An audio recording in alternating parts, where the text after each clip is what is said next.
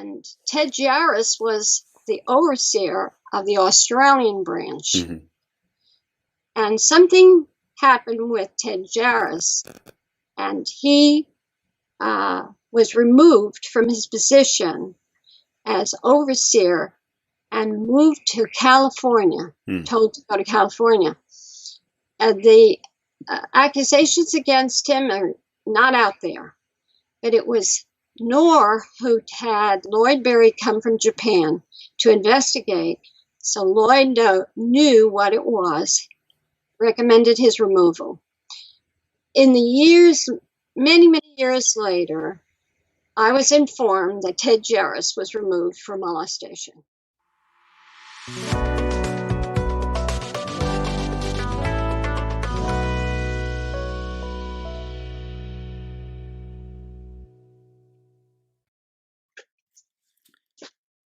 How's it going, everyone? You are watching the XJW 5th YouTube channel. I'm joined by Barbara Anderson.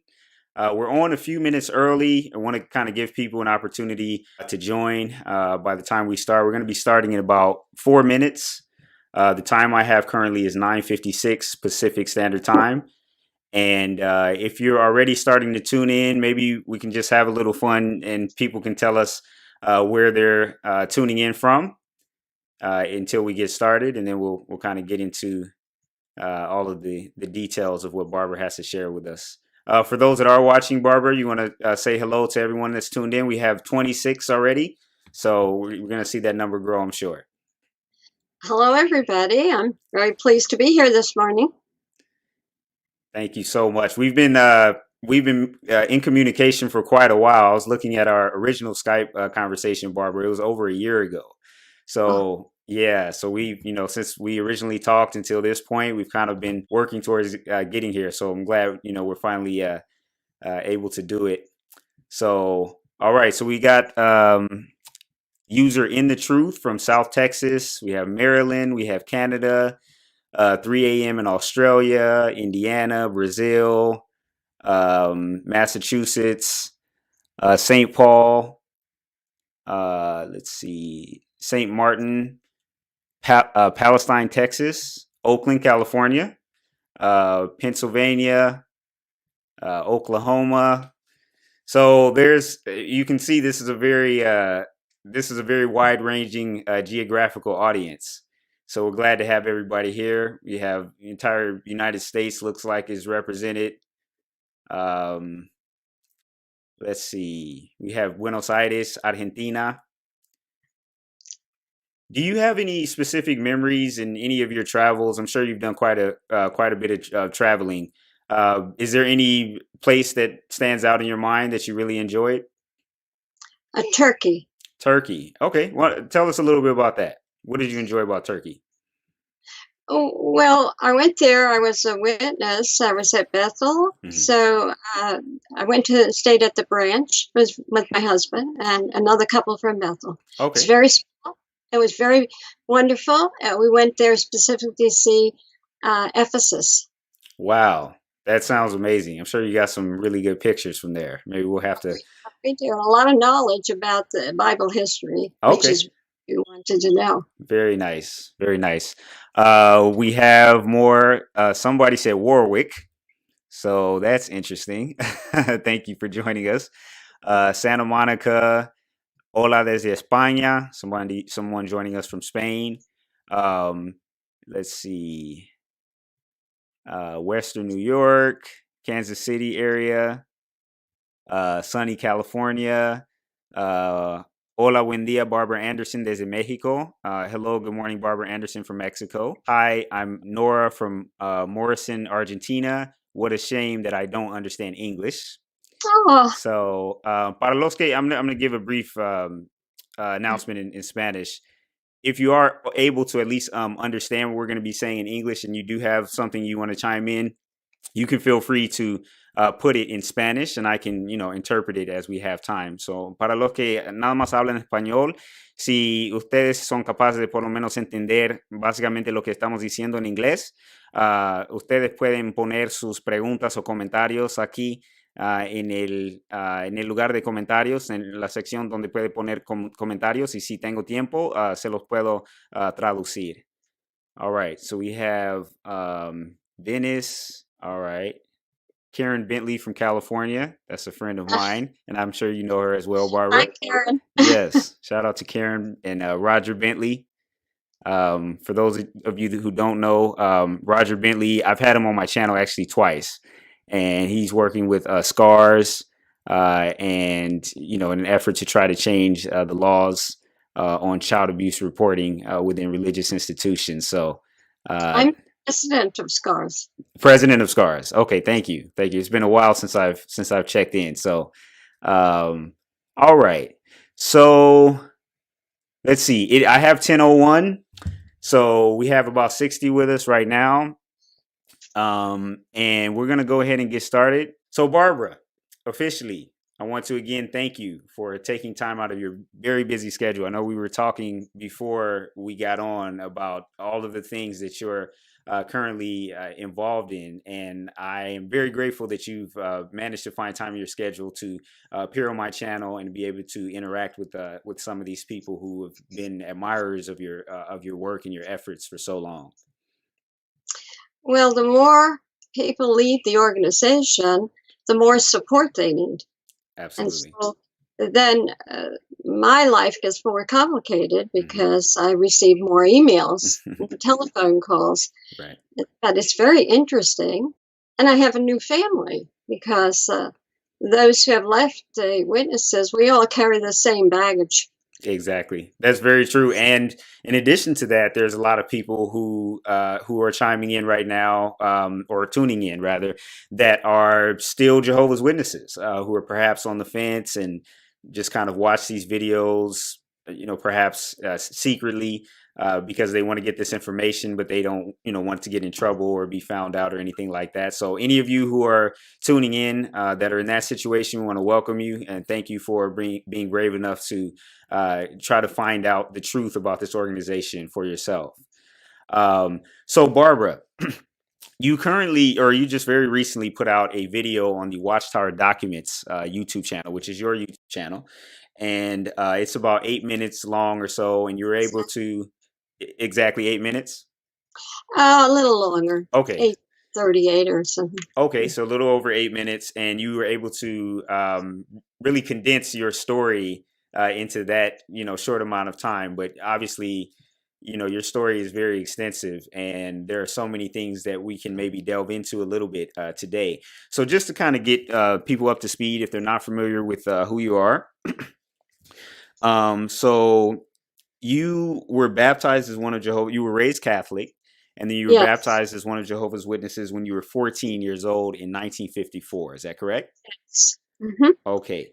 And then from there, well, fast forwarding a few years, you eventually got married and then went to go serve at Bethel, right? And for those who aren't aware of what Bethel is, it's the world headquarters of Jehovah's Witnesses in New York, is where Barbara was serving when they were in Brooklyn.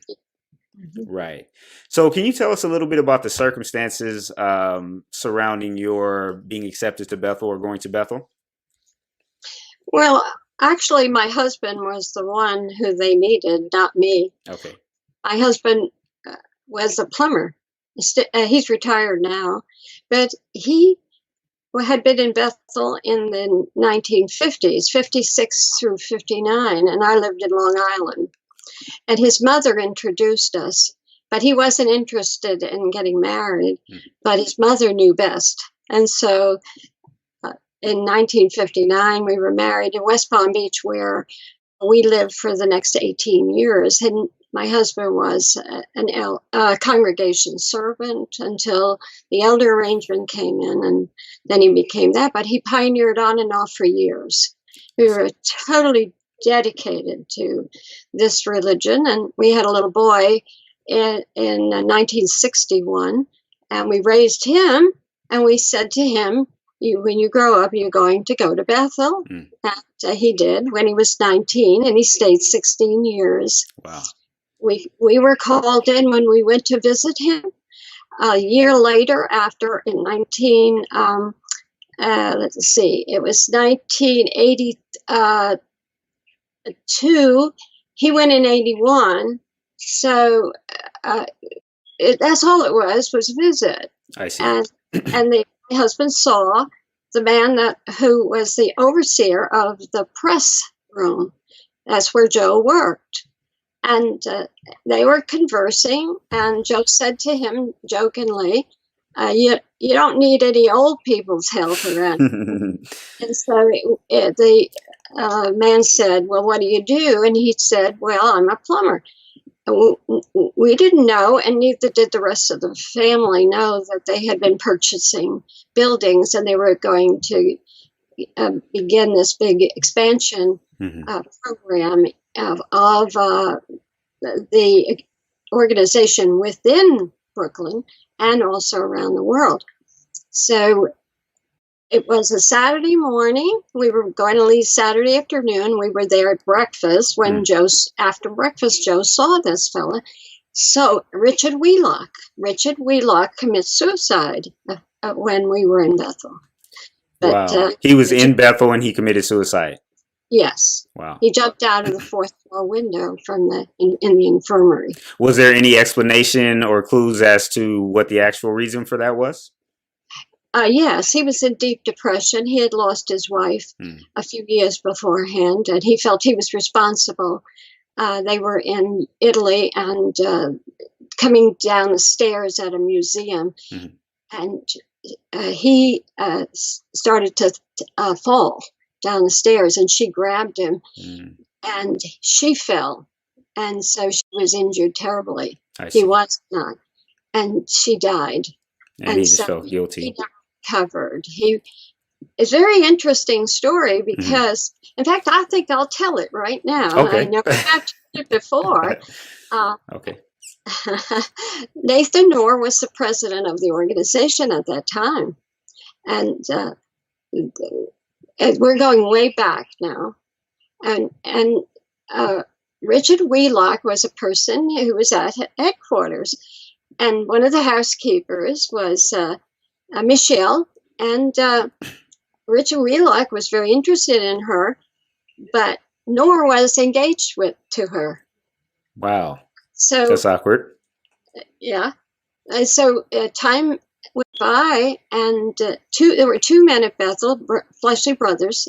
So they had a sister, and she came into Bethel as a housekeeper, and Knorr fell in love with her. And he was engaged to Michelle. And Knorr broke the engagement, and he married Audrey. Wow. And so that's a little known fact, and that will set tongues a-moving, because the organization would tell you that you can't break your engagement. That's a good point. If you broke your engagement, they asked you to leave.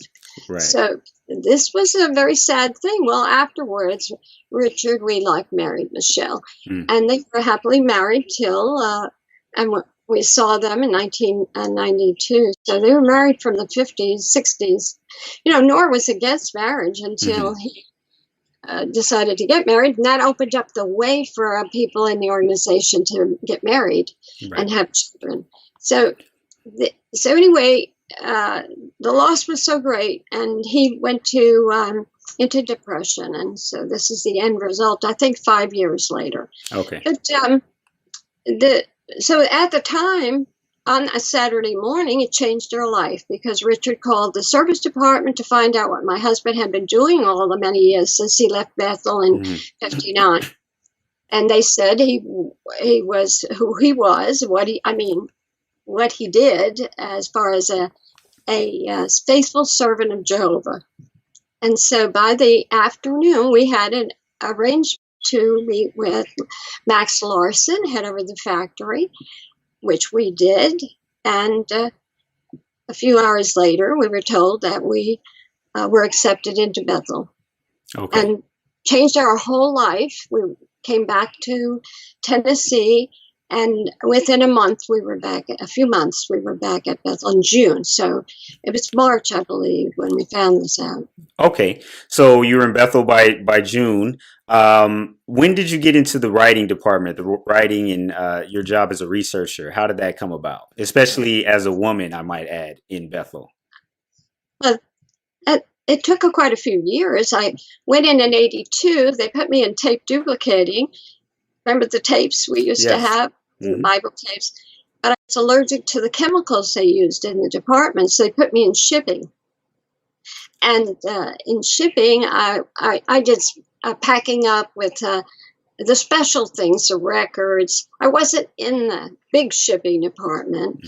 And then they started to look for people for the construction engineering department. And I had a background in the construction world. I worked for a contractor and was very knowledgeable about their bookkeeping systems and office work and running that type of business. So I applied for it. Bethel, they don't ask you or let you apply for anything, but for construction engineering at that point they did, because they wanted people with experience. And so I was accepted there. And actually the overseer of the department didn't want me. There were 10 people that I was interviewed by, and most of them were engineers or architects or designers. And the overseer, who was an engineer, but he was actually trained by Bethel and sent to engineering school by Bethel since he was 19 years old, they trained him. And so here is years later, and he did not want me. He voted me down. And one of the architects told me later that the reason that he told them that he voted me down is he felt I was too experienced. I had too much experience. So he was possibly intimidated. Exactly. But they all were, he had never worked in the world. But the men who were there were volunteers, older men who came in and were working a year at a time. They all had businesses on the outside. They knew experience was what they wanted. And so then they overruled him, by the way, and I was called there. I was in the engineering for 6 years. I became their researcher eventually, because this was a landmarks area, a historical area. To build anything, you had to have landmarks approval. If you were going to restore a building, you had to restore it to its original look, design. And so I was the one who would go out to the libraries and the historical society to find out what they needed. And so as my past as a researcher in the department, in 1989, they were looking for people to come into writing, but it was all hush-hush. I didn't know anything about it.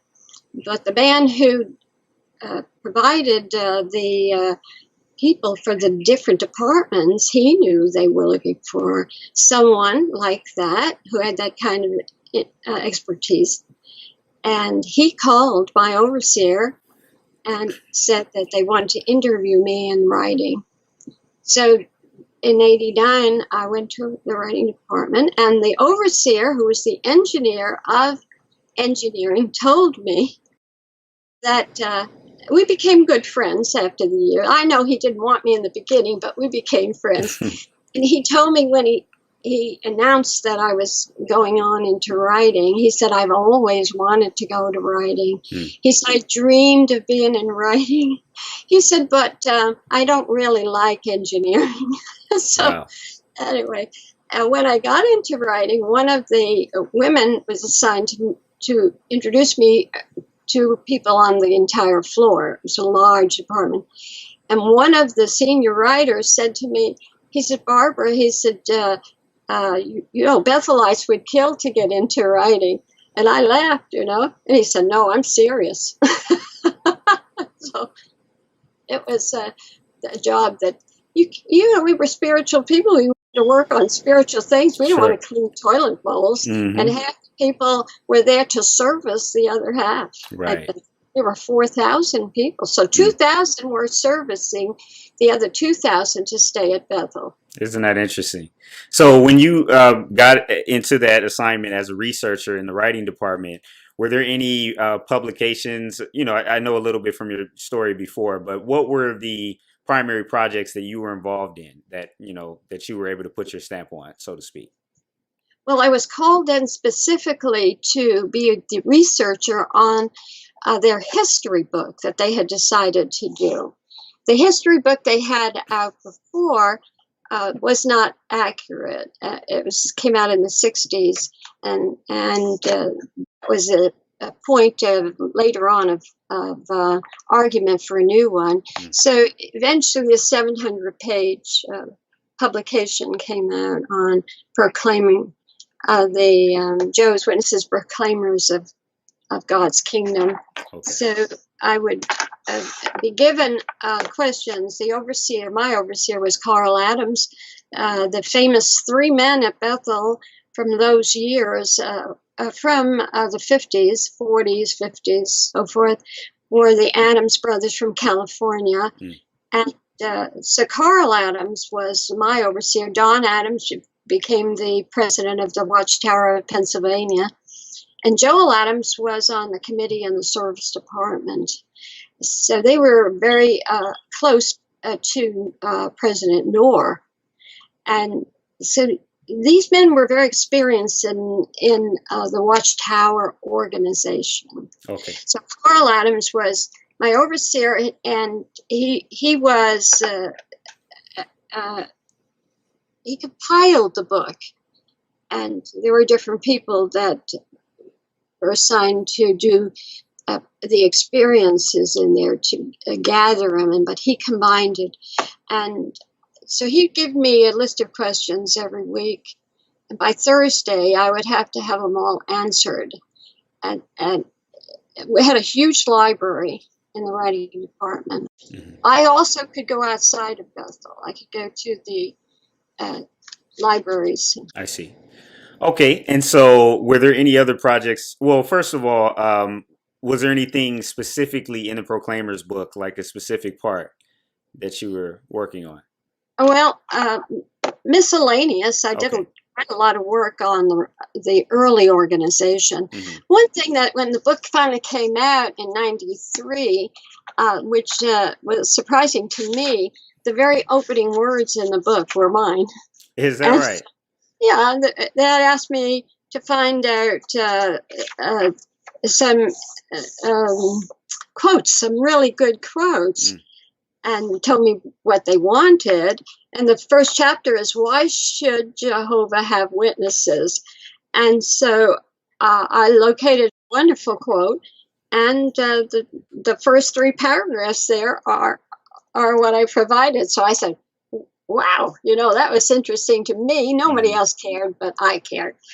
But the chapter I was the proudest of was Defending and Legally Establishing the Good News. It's the 30th chapter. And I had to study for many months and spent quite a lot of time in the legal department studying the cases of Jehovah's Witnesses that went to the Supreme Court. I learned a lot on constitutional law. And so that's why eventually in the writing department, I did an article on the Bill of Rights, the 200th anniversary of the Bill of Rights. But I had quite a bit of information in my head, and also a lot of copies of material located for the 30th chapter here in the Proclaimer's book. And one of the ones I answered was how many of cases of Jehovah's Witnesses went to the Supreme Court. So it's in the publication on page 688, and in a total of 138 cases involving Jehovah's Witnesses that made it to the Supreme Court from 1919 to 1988. 130 cases were submitted. 67 cases the Supreme Court refused to review because it was not an important federal constitutional issue. But of all of those 47 cases that the court did consider, the decisions were favorable to Jehovah's Witnesses. There is no record like that in the United States on the part of any organization. And Jehovah's Witnesses were very proud of that. They did it for themselves. they didn't do it for the world or people in the United States, but they tested the First Amendment. That's what the legal books say. Right. And they actually won the freedoms in the Bill of Rights for the people in the United States. You have to thank Jehovah's Witnesses. I tell this to reporters. I tell this everywhere because I want them to know that what this organization achieved, but at the same time, they prohibit freedom of speech amongst Jehovah's Witnesses. Absolutely. Isn't that sad? It's very sad. It's very sad. And, you know, I understand that was something that you did, especially at that time. I'm sure you were very proud of it. And that's great that you're very transparent about that, because that's maybe a stereotype about people who have left the organization, that, you know, there's nothing positive that can be said. You know, obviously you mentioned that did turn into something positive that, you know, benefited other people. But another issue that the primary issue that you are known for has to do with child abuse and the reporting, lack thereof, within the organization. So from being on the team as far as writing the Proclaimers book and researching for it, and I understand that you also worked on about 7 different Awake magazines. How did you get from there? I'm sorry? Articles. 7 different Awake magazine articles. How did you get from there to being involved or being privy to information regarding the lack of child abuse reporting or the prevalence of it within the organization? When I finished my part in the Proclaimers book, then at that point, I would go back to the engineering. Okay. That's the way it was arranged. It's been arranged on other big books too. Mm-hmm. The overseer was of the department was Lloyd Berry, governing body member, assistant. Mm-hmm. Jack Barr, governing body member, and Carl Klein, governing body member. The 3 of them were the overseers of the department. But it was one morning when Lloyd Berry asked me to come to his office and told me that because of my work on this book, and I located things they never knew about in our organization of that day. He said, because I found out that through my research that C.T. Russell was not the first president of a corporation that they started. Well, it was really an association, 1881. And everyone always assumed that Russell was because he was the founder, he and his wife were the founders, that he was the president, but it was William Conley. And his father, Russell's father, was the vice president, and Russell was the secretary-treasurer. And this was determined by the amount of shares. They were $10 each of what they put into the association.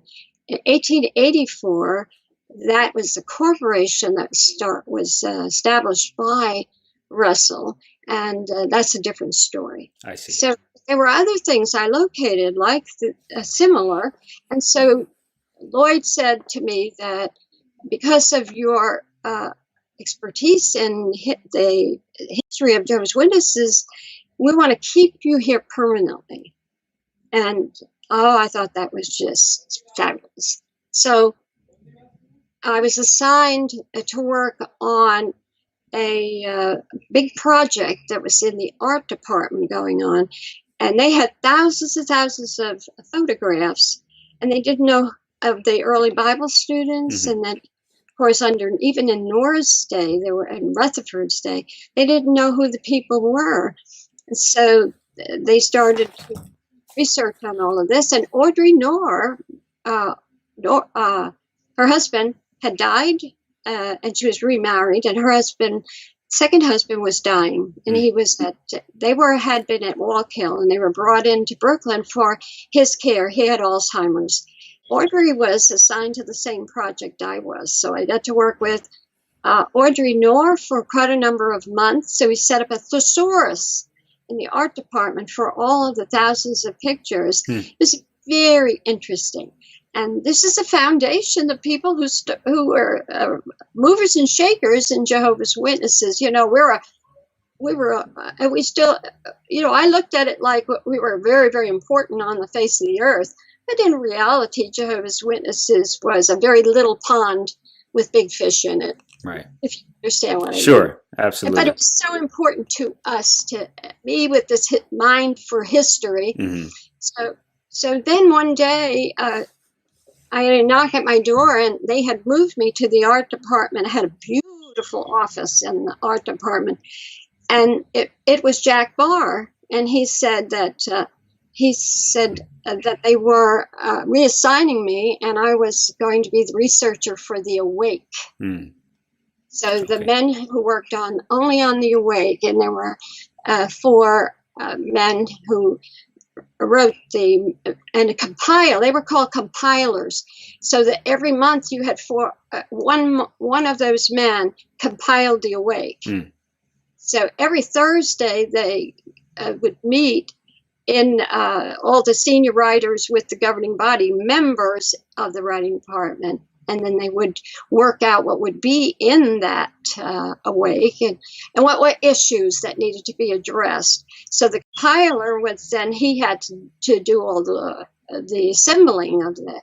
And so I was the researcher for those men. And at the time, articles for the Awake came from all over the world because they had correspondents at branches. So you see that in the Awake by a correspondent from Brazil. Yes. And sometimes that would be misleading because I would write the article, they send it to Brazil, and the Brazilian would look through it in the branch, and it would come back and say from the correspondent in Brazil. But it didn't matter. Everything was praise to Jehovah. That's all that mattered in our lives. I can see that. So I began to know the editor, Harry Poloyan, and how I learned I wouldn't say that I was a good friend of people in the writing department. We all had different congregations to go to. So these people, you just work with them. But when I was working on the Proclaimer's book, there were things that would come up that Harry Poloyan was an expert on. He was a Harvard graduate. He was an expert on the Trinity. I had one project that I had to prove the connection, the channel from Jesus Christ to Russell. And they even gave me the requirements to show the channel, the people that went, that believed like Russell believed in, that there had to be people that believed all the way back to Jesus Christ. Well, I couldn't find people. I couldn't. There was no one that met these 4 requirements of the 3 core beliefs of Jehovah's Witnesses plus the ransom. Mm-hmm. And so I presented all this information, but I had to talk to Harry Poloyan because he was such an expert on the Trinity, and that came under discussion in this. And so my material and the essence of what I did is on the 44th page of this Proclaimer's book, which shows that there was no connection. Mm. And from that time on, they discontinued saying that. Never again, since 93, has this organization proclaimed that they had were directly attached to Jesus Christ by people in the past, such as people who were burned at the stake because they were heretics, right? That type of thing. Okay. The Protestant Reformation. Mm-hmm. It was very fascinating. Well, I began to become a friend of Harry Poloyan's, and I was only mother on the whole floor because there were very few parents that were at Bethel. Okay. And our son was there. Mm-hmm. And plus Harry, and I got to know his wife very well. And so they knew that Joe and I had been so active outside the organization of Bethel. And for all those years outside, Jehovah was first in our life. Right. So we went through many issues, many problems. And not that they were of our making, but as being zealous witnesses, bringing people in. We brought in over 80 people. Wow. And so we saw it all. Mm-hmm. I had been in court over cases. And so we gave our experiences at Bethel to the entire Bethel family. Mm. And that can be seen on my website, the actual film of that. So Harry said to me one day, he asked me to review an article that came in from Ireland, the Irish branch back then. And he said, it needs a woman's touch here, because one of the branch men wrote it. Mm. And so I rewrote it. He asked me to rewrite it. I told him I couldn't write. I said, I'm not a writer. He said, well, I've read your memos. He said, you do fine. And we got an editing department here. So I said, okay. So I rewrote it. Mm-hmm. And that was the beginning of the woman's thing. So when there were questions about women's issues, he would come to me. Mm. Why did he go to his own wife? Well, she lived in a cocoon for 40 years with him at Bethel. Okay. She really didn't have practical experience. And if he mentioned to her difficult problems, he was concerned that she would become depressed over them. So, but not me. I'd seen everything. Mm-hmm. And so he one day talked to me about child abuse, and he said that the problem was that too many men who were convicted molesters were in positions of authority in the organization because of repentance. Mm. And he even told me, he said, I don't like this word repentance. He said, I believe our organization doesn't understand the scriptural application, the true scriptural application of repentance. And they're putting men who are claiming to be repentant as elders and ministerial servants. And he said, they're molesting again. And so that was the issue. I didn't know about two witnesses. Okay. I wasn't involved with judicial hearings. How would I know what they were using for a crime? Right. A stage crime. So how did you come to find out about, more issues, the fact that this was a systemic problem within the organization? Okay. Before Harry talked to me about this, and I was working on research for the Awake, an article came out in the Awake, and I will show you this one, October 8th, 1991, and we received it in our room. Bethelites received a few weeks before everybody else. So I read the article, and I thought it was very interesting. It was very long, Healing the Wounds of Child Abuse. So I thought that this was a problem that the Catholics were having. The child abuse was just beginning to rear its ugly head in the Catholic Church, specifically in Boston, Massachusetts. And the movie Spotlight showed a spotlight on what was going on there. And so watching the world was always quoting some newspaper about child abuse. So I thought, well, this is a magazine for, it's most widely distributed magazine in the world at the time, next to Reader's Digest. So I said, oh, this is for everyone else. Well, it wasn't.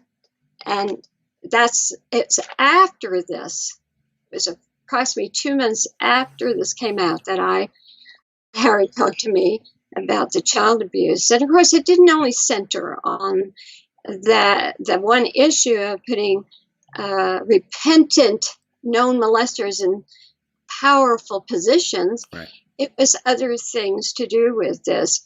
But he was bothered by it because he had and his wife had personal friends that he was at that time. He had found out that they had a history of being molested that they kept secret. When this article came out, it opened a Pandora's box. They had tens of thousands of letters coming into Bethel over this article.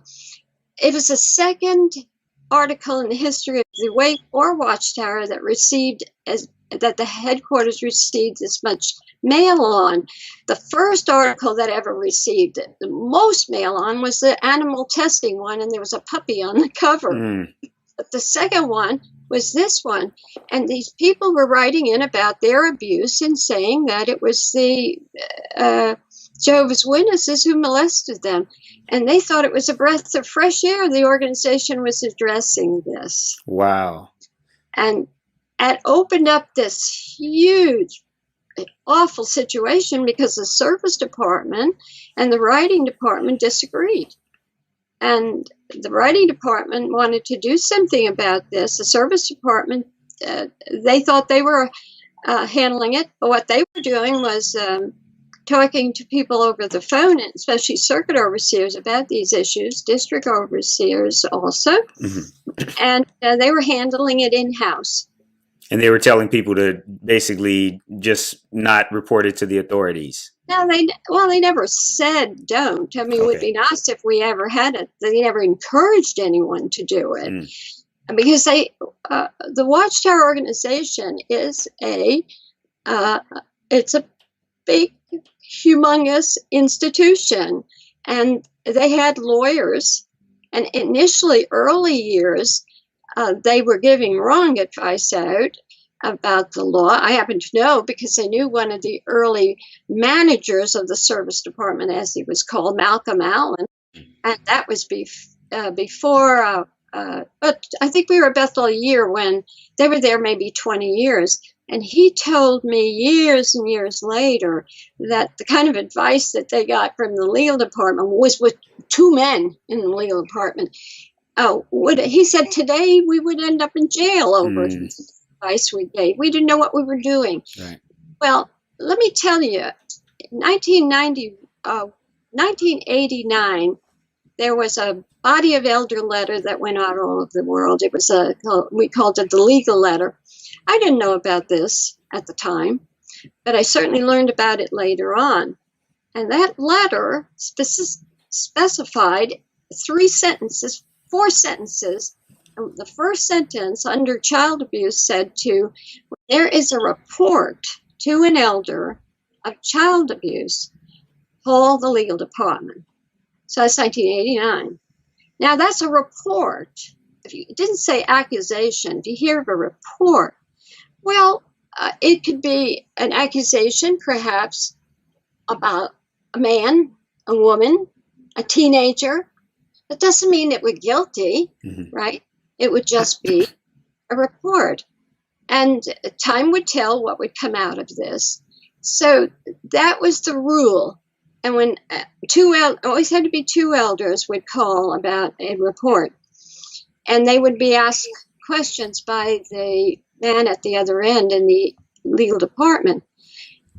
What wasn't handled correctly was that the service department was not reporting to the legal department the accusations they were hearing on the phone.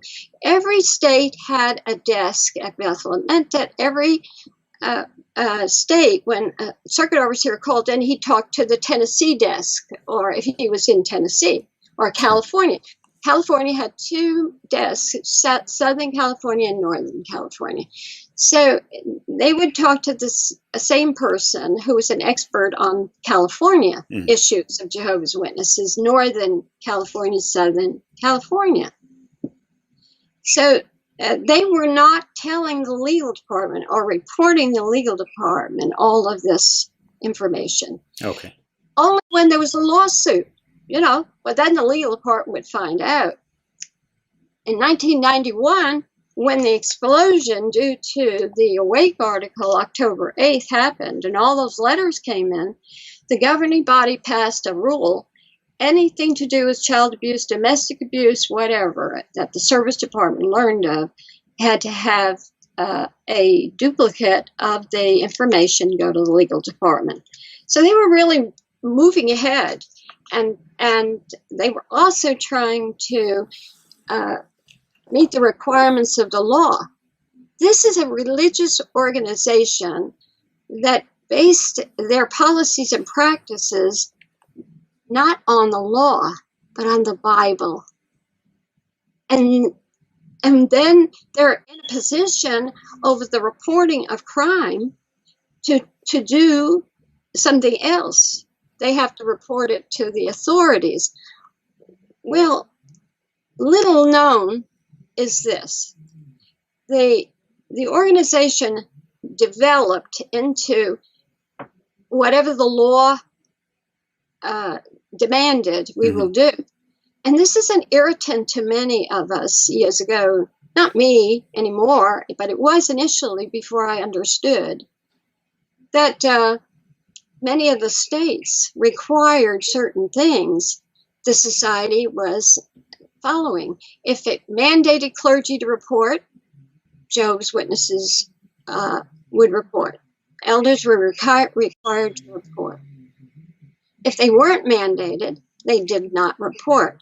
This was an irritant because we all thought, everybody should report. It isn't a good idea. What if the family didn't want it reported? What if it wasn't mandated in the state for everyone to report? You opened up could be lawsuits. I'm not protecting the Watchtower. This is, and it was even bigger years ago than it is now. And they followed the law. It circumvented a lot of problems. I would like to say that I think that people should be interested in when did it all start that Jehovah's Witnesses were required to report wrongdoing to the elders. And actually, it started in 1967. It was a rule in here. It's an organization book. And at that time, if you saw wrongdoing, not wrongdoing done to you, but wrongdoing on the part of other people, it was required to take it to the congregation servant at the time, 67, and testify against them. And to testify against them to the congregation servant, to the elders. Yeah, congregation servant. Yeah, and so it's general wrongdoing. Before that, in their organizational material since 1919, they would talk about write the office. The first one I remember, they write the office if there is wrongdoing in the office. That was headquarters, and we'd tell you what to do. Disfellowshipping really didn't become a strong part of the organization until 52, and the records were keeping strong records. I mean, thorough records from then on because of disfellowshipping. Here we are with a requirement to go to report your brother's wrongdoing to the congregation servant. And before that, they were using Matthew 18, 15, 16. If someone sinned against you, you would have to go to them. Well, what if they didn't sin against you? They were using the scripture wrongly. And there's a reason for that, too. It wasn't that they were evil. They didn't understand because there was a discrepancy in that scripture. Some said to against you, if the sin was against you, then you were to go to your brothers. Some translations left out the word against you. And so if you saw someone sinning, you should report. Well, the New World Translation leaves out against you, but so does, I think, like 4,000 other manuscripts. And some put against you in, like King James puts that in there, because the 23rd verse of that says, how many times should you forgive your brother? Seven times? No, 77 times. So it shows that there's a short ending and a long ending. I know I'm going off here on this, but people need to understand there's a lot more than just what meets the eye on social media sites condemning Jehovah's Witnesses or protecting Jehovah's Witnesses. And it's very important to see the whole thing before one gets emotional about hating the witnesses or loving the witnesses. takes a bit of research.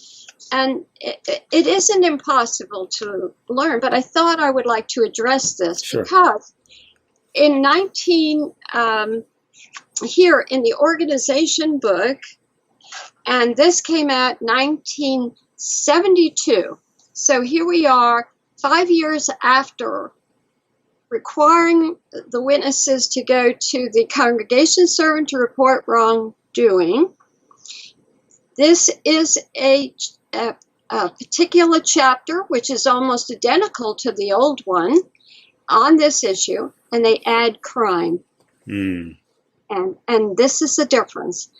So when there's wrongdoing or crime, you have to testify.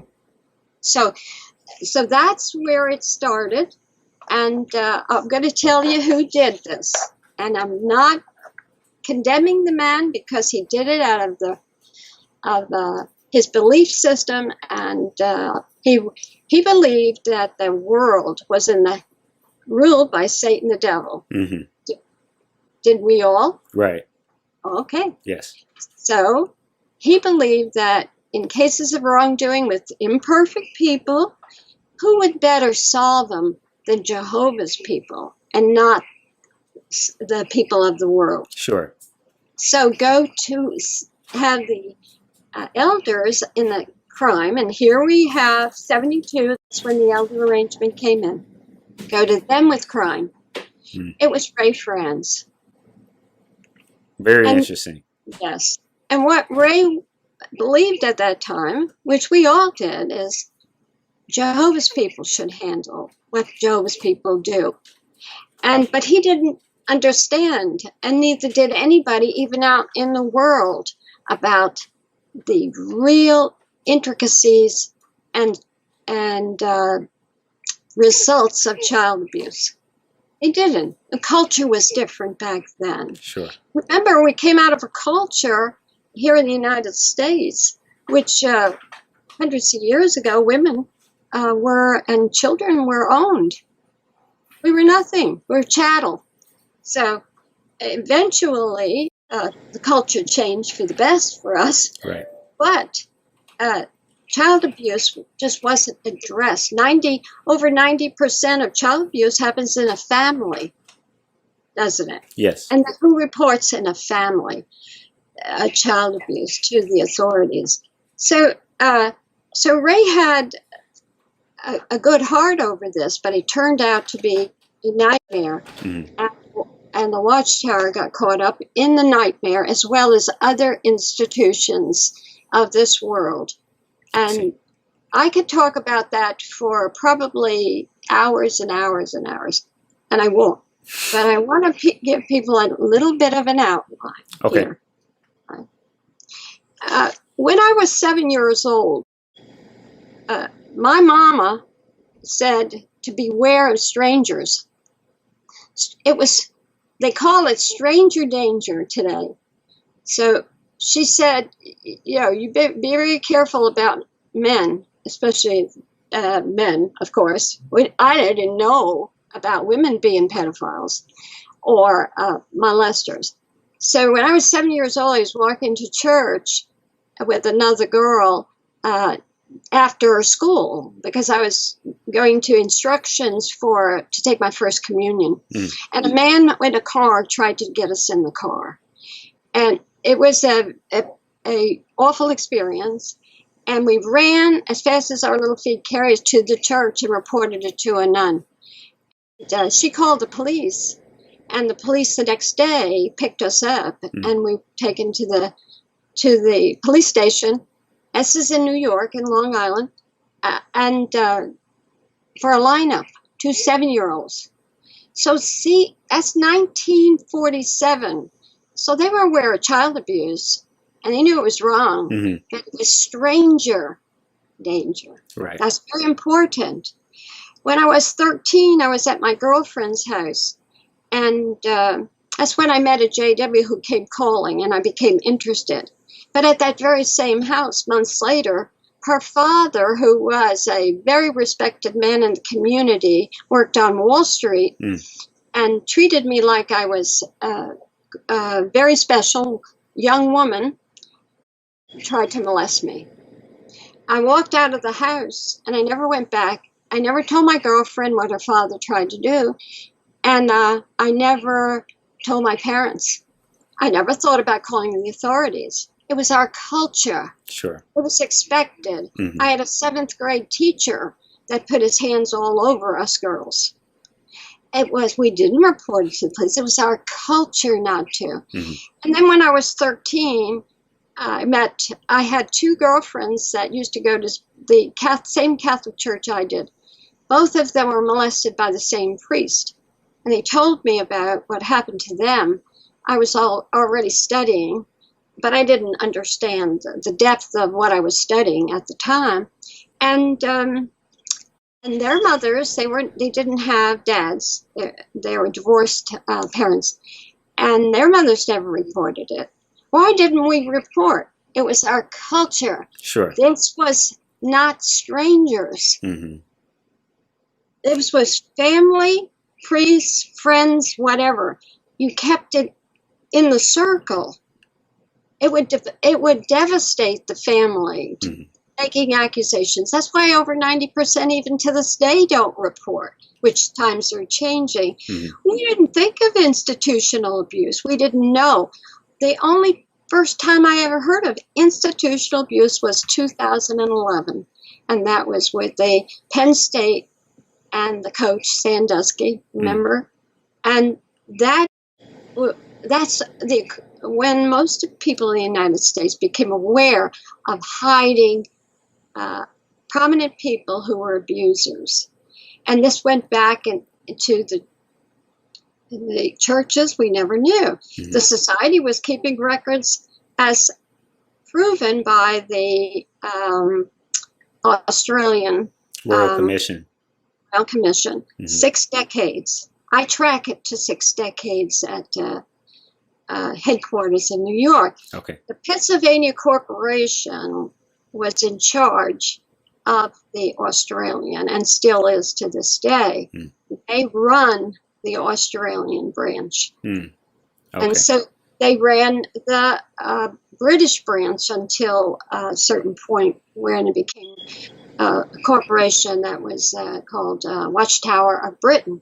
But before that, it was Watchtower of Pennsylvania Corporation. The corporation, the New York Corporation and the Watchtower Corporation of Pennsylvania became the religion. It really did. Even though it shouldn't have been, because if you read on corporations, especially religious corporations, they shouldn't have anything to really do with the dogma. But every body of elder letter that came to the body of elders in every congregation around the world had to do with religious practices and beliefs and organizational beliefs. So when I was a witness, you talk about Bethel, or you talk about the new book, and you say, look what we got from the society. Right. Who was the society? Watchtower of Pennsylvania. Watchtower of New York. Copyright was held by Pennsylvania. Okay, so in my terms, the religion and the corporation were the same thing. So that's when people today who go to sue the organization, the attorneys sue the Watchtower and the Watchtower. One is Watchtower, Pennsylvania, 2 words, Watchtower. The other one's 1 word, Watchtower, New York. And the governing body. And since 2001, due to the Padron case in California that Erwin Zalkins had filed, the Lopez and Padron case, that was established at that time, especially in the Lopez case, that the Watchtower established the Christian Congregation of Jehovah's Witness Corporation to stop the investigation into a list of child abusers. They said that after 2001, New York Corporation wasn't involved. So we'll give you 4 names, 4 years of names of the issue was according to the March 14th, 1997 Body of Elder letter, every congregation had to turn over the names and information about men who were known and guilty and convicted of child abuse. And they were holding positions. The society appointed them to positions of oversight, and they were molesters. And so the society wanted their names. Well, Erwin Zawkins wanted their names. And so they gave the names of 4 years worth. And that was up to 2001, from 97 to 2001. Because they became another corporation. The service department became Christian Congregation of Jehovah's Witnesses, not Watchtower any longer. So He said, wait, the new corporation doesn't know anything about this. Well, that wasn't true, and the court proved that wasn't true. They just changed names. That's all they did in the case. You can actually read that in the case documents. So there's a lot goes on behind the scenes that helps us understand things, and with understanding comes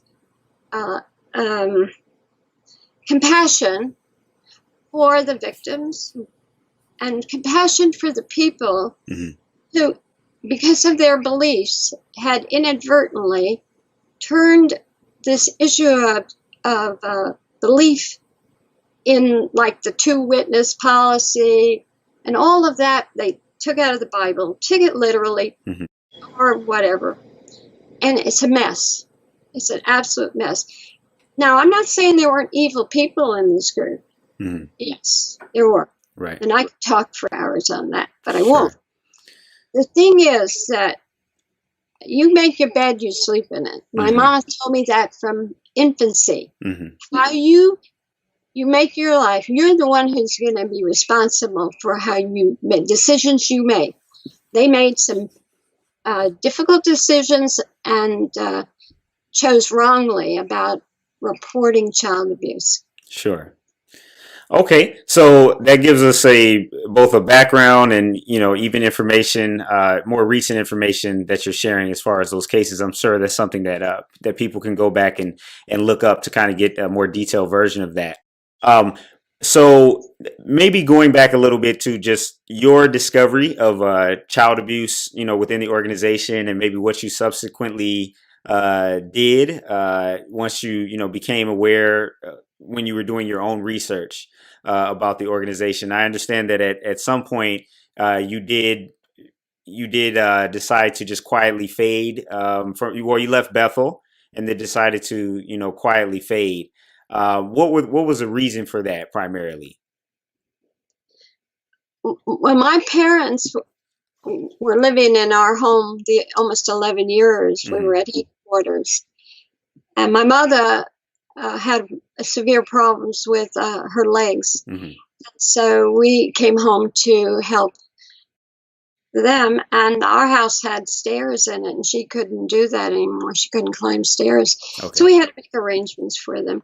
So that was a paramount reason, but at the same time, the child abuse situation was becoming so profound in my life.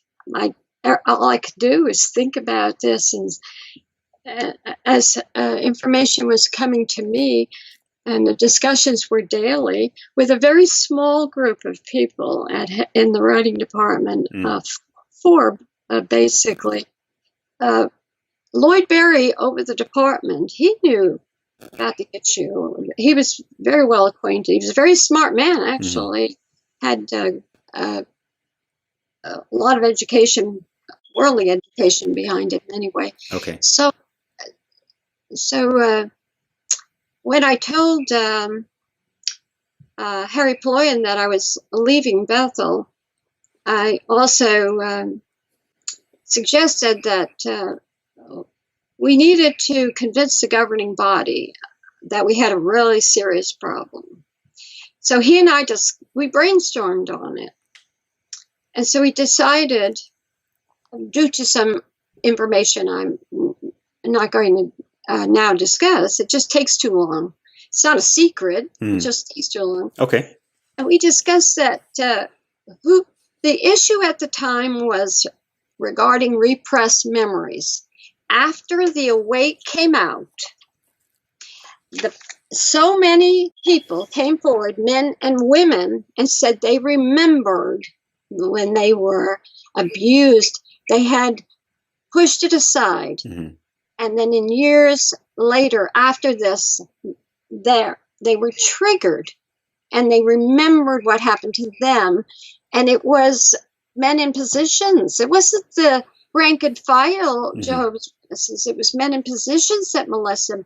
I have heard back in those years every kind of story you can imagine of this that this was happening. There was accusations of ritual abuse, satanic abuse. Within the organization? Within the organization. I'm not saying that it was true, and I'm not saying it was false. Sure, but those are the accusations. And I have, yes. And so what do you do? So I was asked to do research on repressed memories.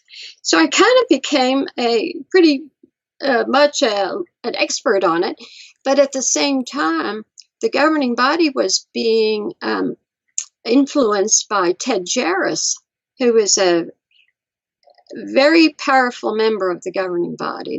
Many of them called him the boss. And so he was saying that there wasn't any such thing as repressed memories. And so we're having problems. If you can't believe people, in fact, I think November of 95, Watchtower makes a statement that if you have someone come forward in one place and they remember through repressed memories, and then in another place somebody else says, and it was the same molester, back that time, that wasn't two witnesses, that two victims about the same person, because it was due to repressed memories. So you see how that influenced believing the victims. Right. So Ted Jarris basically, his assertion was that, like, for example, all of these letters that they received and all of that and all of these accusations, that they basically just were products of people's perhaps subconscious reaction to what they, read in the articles. It wasn't actually due to, because he basically, it sounds like he refused to believe that these things were actually happening, especially to that level of prevalence within the organization.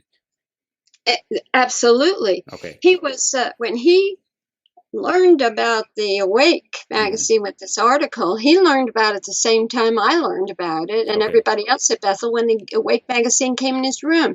He was the overseer of service. He was also on the teaching committee. Okay. But writing department was separate, as service was separate from writing.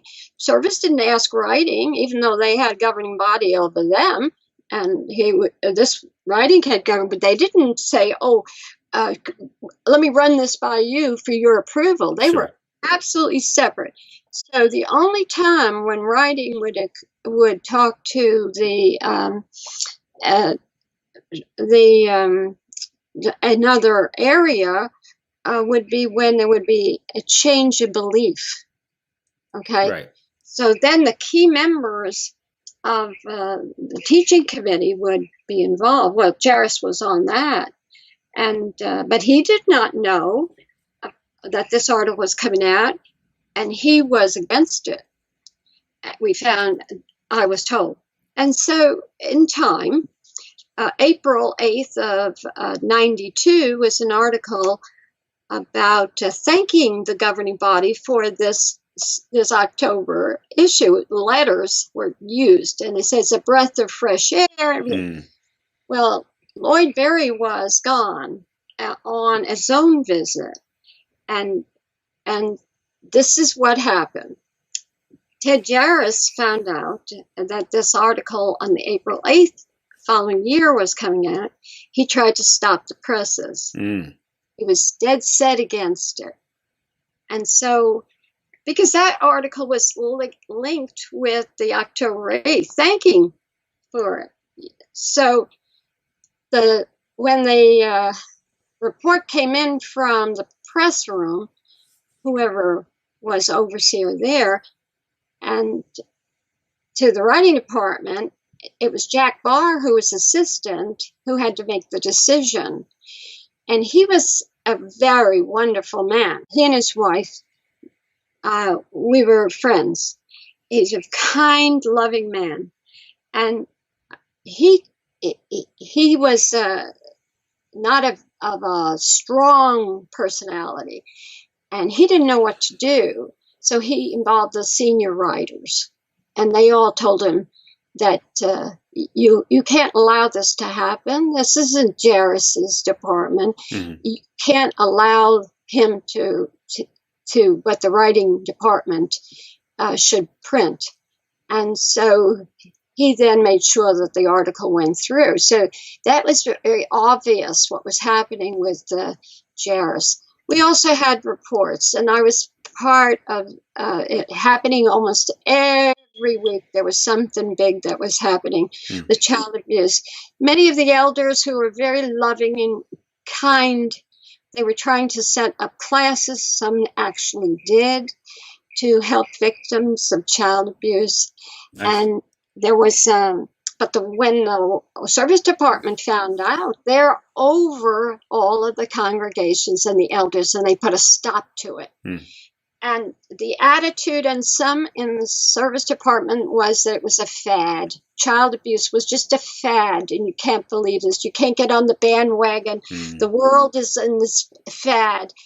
And so there was definitely strong feelings. Also, Lloyd Berry, many years before, he was the overseer of the Japanese branch. And this was in the mid-50s. And Ted Jairus was the overseer of the Australian branch. Mm-hmm. And something happened with Ted Jairus, and he was removed from his position as overseer and moved to California, told to go to California. The accusations against him are not out there, but it was Knorr who had Lloyd Berry come from Japan to investigate.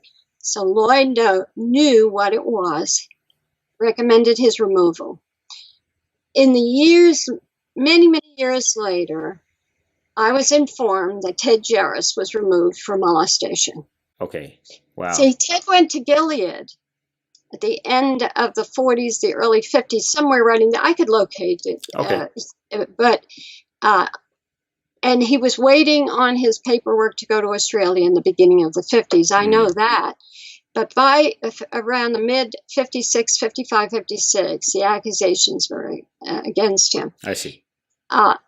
When he went, Knorr told him to go to California. And 6 months, right away he went and married. He told the woman he married that he was never going to marry. He told 6 months before he was never going to marry. I have that as a fact. But he married her right away.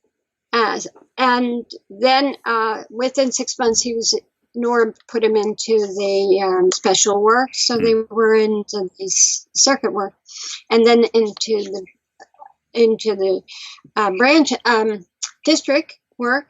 And from there, just before 72, I have the actual dates, and he was called in to be a governing body member. Mm. I have an understanding also on that whole period of time. And so I kind of understand what happened, why he was never claimed to be one of the anointed. And all of a sudden he becomes one of the anointed at the end of the 60s. So apparently Knorr had to tell him that what was going on, because Ray France was causing this whole issue to come to the fore, that to do it the Bible way, you had to have a religious governing body. And the reason I say that is because in the book of Acts, the description of going up to Jerusalem and handling the problems of the early Christian organization, apparently there was a governing body over the early Christians. Well, the governing body at that time in the 50s up till the 72 was Knorr and Franz and Suter. And they were the president, vice president, and secretary of two corporations. So they were, if you look in the Proclaimer's book, the early chapters talk about these men were the governing body. And Ray Francis showing, plus another fellow that he worked closely with, who I won't mention his name, and Dunlap also, and him, that the governing body, it's a religious sense, a spiritual sense, and not to be, just because you're president of a corporation, that doesn't make you the governing body of in a religious sense. So at the time, 18 people became of the governing body, and Knorr did not like it. Ray Francis' book talks about that. Yes. And so Knorr is not happy about this, so he invites, you know who, Ted Jarris, to come to New York, and he becomes a governing body member. There's a lot of things that went on behind the scenes that are gone. These people are all deceased. We make timelines, and I've talked to people who are now old who knew those characters in this story. So you can piece it together. But at the same time, they were making decisions based on the Bible, saying these are spiritual decisions. And the spiritual decisions were based upon corporations making decisions. So that's why in 2001, they tried to fix this, not only for spiritual reasons, but for legal reasons. So what happened in 2001? That's when they created the Christian Congregation of Jehovah's Witnesses. Oh, right. Okay. The governing body no longer, this is the big one. 2001, the governing body were no longer part of the corporations. Yes. So they said in the charters that I've read, I have all the charters of the organization, but in the 2001 charter, that they were the spiritual heads of Jehovah's Witnesses worldwide. But they were there to be consulted by the corporation heads. So it was still one, but they were trying very hard. One person said, well, we were known as a publishing business. We wanted to become known as a religion after 2001. Right. My statements I make here can sound to others like, does she really think we're going to believe that? You know, people could wonder because it's different and so few have said what I say. But they have to understand that I was there. I'm one of the few people left alive on this earth that was there when this issue became, after that Awake magazine, this issue tore the organization apart. And the policies were changing, the practices towards child abuse were changing. And before I left Bethel, Harry Floyd asked me, from our conversations that we had, to put together a package of material to go to the governing body to prove that we had an international problem with child abuse. Wow. And so the last 4 months I was there, I was doing that. And how I did this was the issue over the repressed memories wasn't the only one that was controversial. Also, multiple personality disorder, MPD, was an issue where people could switch personalities. We had young witnesses and some older ones, but they could switch personalities. And it became almost a laughing stock out in the world. They'd make a movie out of it, and they'd say, it's just made up and so forth. Actually, the psychiatric handbooks have a lot to say about it. The latest calls it DID, dissociative identity disorder. And extreme trauma causes this. If you are under extreme trauma for any length of time, it's a way to protect yourself from insanity, death, or MPD, or DID. The ability to switch away from extreme trauma and survive it. This is a medium that we all can do it. And so I studied it. I did a paper on it at Bethel for the Awake magazine. And then Lloyd Berry said, no, I think we better not. We'll open up more problems here. So this is an issue. This is a medical issue. This is not something we should feel like we're equipped to talk about.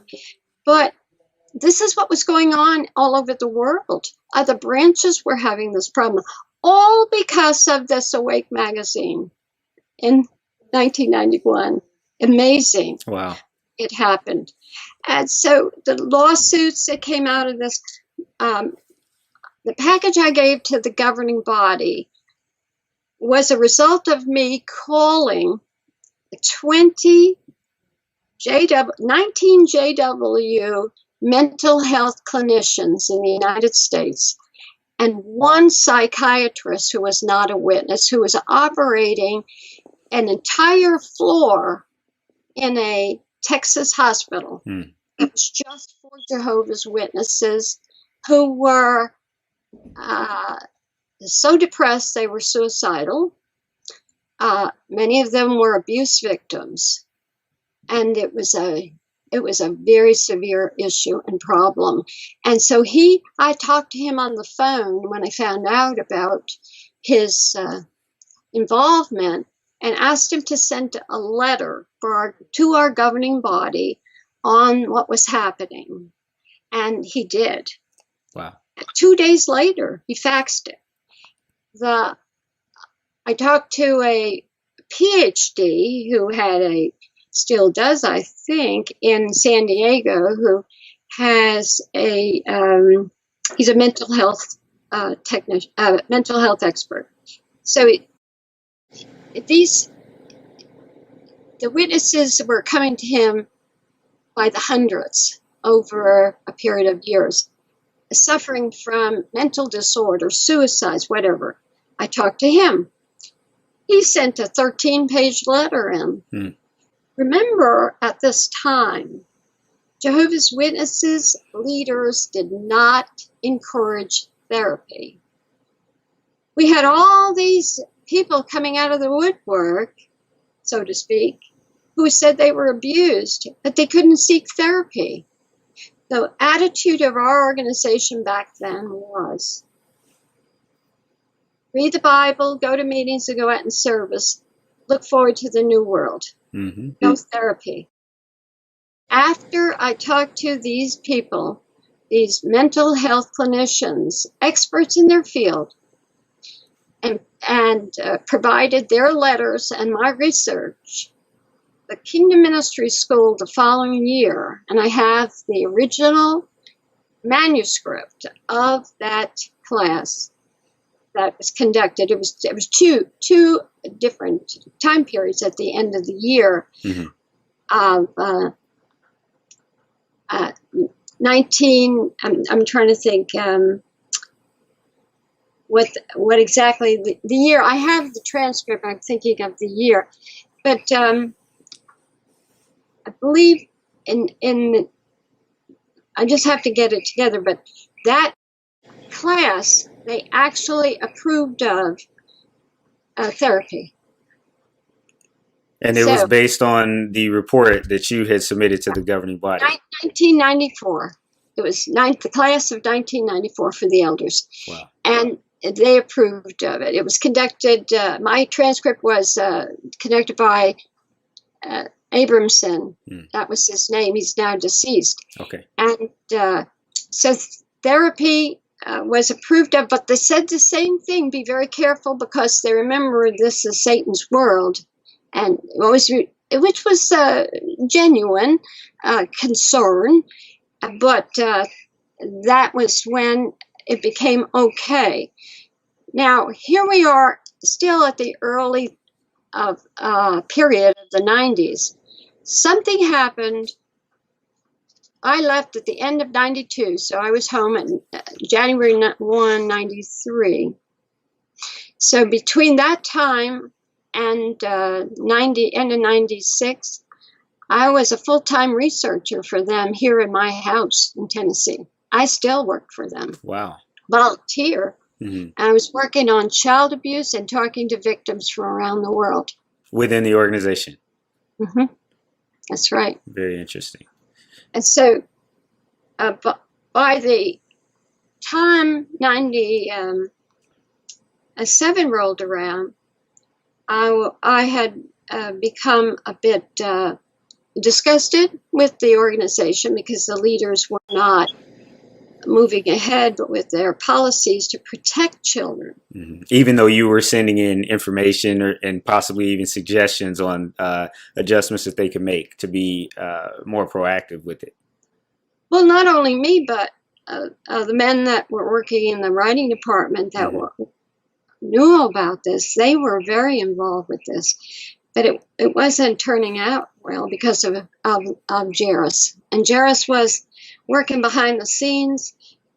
Victims who were making loud noises of accusations through the United States. Jairus would have circuit overseers and district overseers call on them and tell them to meet at the Kingdom Hall or at Assembly Hall, and they would meet in a room for elders meetings, etc. And they would make them appear there with the abuser. And then when the victim didn't have two witnesses, then not kindly and nicely, they were told to never speak of this again. Well, these reports were coming into headquarters. They were coming to Harry Poloyan. And Ted Jairus maneuvered things so that two of the most outstanding men who were putting pressure on victims not to talk about this, who were responsible for these meetings, both were called to the headquarters, and one of them became a governing body member, and the other one was died. This is what I have lived with all these years. Mm-hmm. So by the time 97 rolled around, I saw what they were up against at headquarters. And the January 1st Watchtower of 1997 came out. And there was an article on abhor what is wicked. Mm-hmm. Not abhor who is wicked. Abhor what is wicked. And the Watchtower still uses that statement. Oh, we abhor child abuse. How about saying, when they're interviewed, oh, we abhor child abusers. Isn't that interesting? Very interesting. Huh. Yes. They never have. Mm. When that article came out, it was extraordinary. It was a secondary article in the Watchtower, not a study article. And this is the article that said, I'll break it down into a few sentences. Okay. That anyone who is a known molester will not be appointed in a position of oversight. So I called Harry Poloyan and I said, finally, wonderful. They're not going to do this. Not even to a position as a pioneer. And it had two groups in it. If you look closely at that article, if this was new information, it should have gone to the body of elders. Anything that is new in this organization goes to the body of elders first, not to the rank and file, not to the Watchtower magazine, but it was buried in a secondary article. And that told me something, because many of the elders are so busy, they don't even read the secondary articles. They read the study article. That's years ago. I'm sorry, man. Things are different now. Yes. As far as articles. So, why did they do that? And what were they hiding? Well, the fact was they had been appointing these men to positions of oversight for years. But it made it sound like this was new. We're not going to do this. This, remember, is when the outside of the organization, the other churches were being accused of hiding child molestation. So they come out like saying, oh, we're not like everyone else. They don't say that, but they imply it. Yes, we're not going to do this. But they had been. When I talked to Harry, I said, well, at least they're not going to do this anymore. So he writes me a personal letter. And he said, thanks to our legal department, we're not going to have any more megabuck lawsuits in this issue. I didn't know. This is February 4th, I think, 3rd or 4th, that I got that he wrote the letter. Of 97. Uh-huh. And he said, we're not going to have any more megabuck lawsuits. And I thought, when I read it, I didn't know you had megabuck lawsuits. Isn't that interesting? Like I said before, if I had known that, it would have changed everything, because I would have changed things right away if I had the first lawsuit. But they didn't. And so then Harry says to me, but in the past 5 years that we have fought through these changes, and he's talking about the January 1st Watchtower article. And he said, who here in the past 5 years is going to take responsibility for more Jehovah's Witnesses children being molested by Jehovah's Witnesses molesters? Wow. It was a damning letter.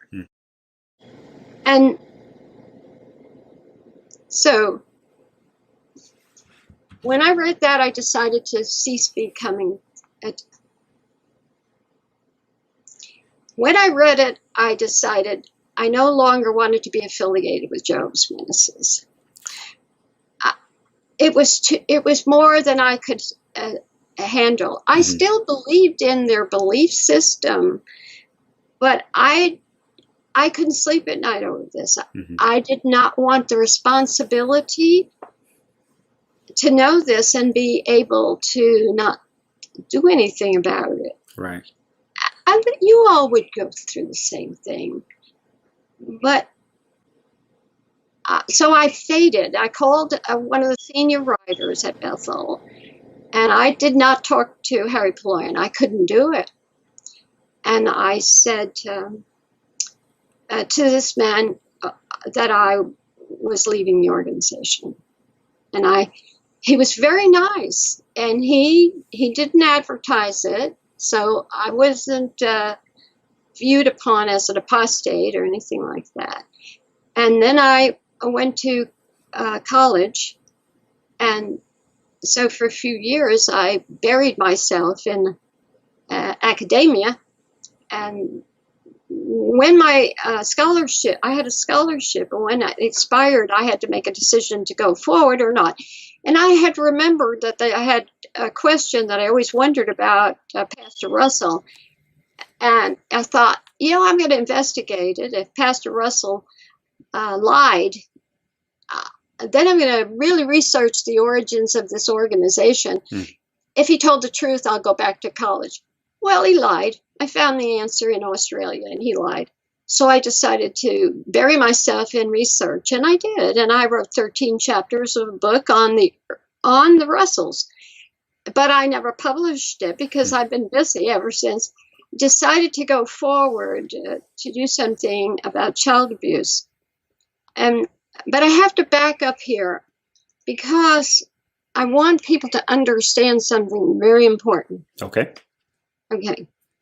After I received the letter from Harry Poloyan, I didn't know anything else. This was it for me for 3-4 years.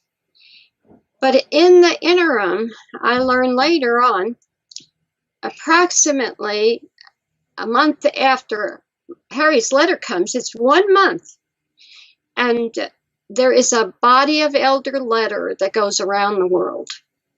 And it is from the society addressing the statement that was made in the January 1st, 1997 Watchtower article, "We will not appoint known molesters." Who or what or just what do you mean? Elders wrote. What's a known molester? Right. So that is an extremely important body of elder letter that Erwin Zalkins and others have used in their lawsuits. The society said, and they were clarifying from the January 1st article in the Watchtower, which definitely says there's 2 types of molesters. One group who were molested before they became witnesses, and one group who became molesters after they were witnesses, or they were witnesses. Maybe they were raised in it and they molested later on. Definitely 2 groups. So the letter talks about the known molesters who were found guilty of child molestation. It doesn't say convicted, but I know it was convicted because I was involved with it from the very beginning. And that's what Harry Poloyan told me. They were convicted of molestation, not found guilty in the judicial hearing. Convicted by the secular authorities. Secular authorities. Interesting. Who were repentant, and years went by, and they were put in a position of oversight. This letter addresses that.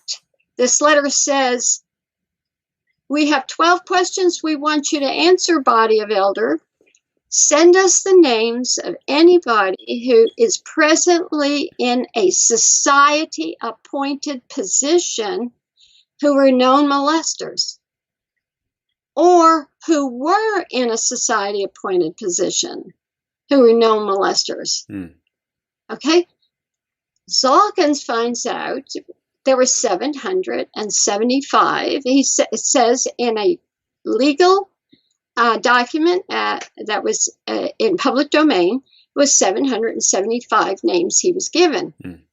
So the information about them was highly redacted, so we didn't know where they were, who they molested, knew nothing about it. And the court agreed with Mr. Zalkins and his other attorneys that they had to have all the other information. Right. Then the society wouldn't give the other information. So that's when the court put the sanctions of $2,000 a day upon the Watchtower Society until they produced the other material that the court said we had to have. I'm speaking we, they had to have. So society refused, and they still refuse. Now, the Lopez and Padron cases, these 2 cases were the ones that the sanctions were from the one case, $2,000 a day, the society had to pay, and the other case, $2,000 a day, until they forthwith sent the information that was requested. He never did. So the cases were settled. The society had to pay over $2 million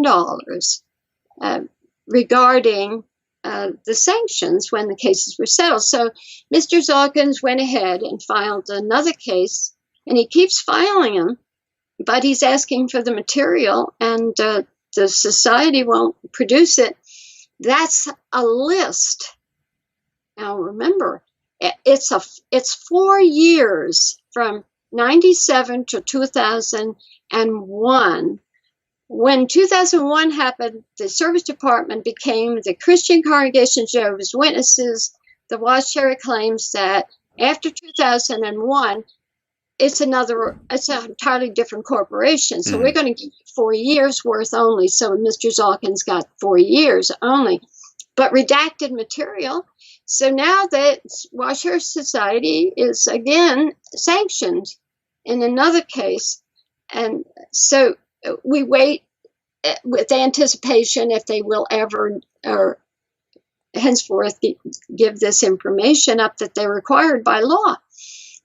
And this is what's so outstanding about that 1997 BOE letter. We call Body of Elders letters BOE letters. And that number would not grow larger.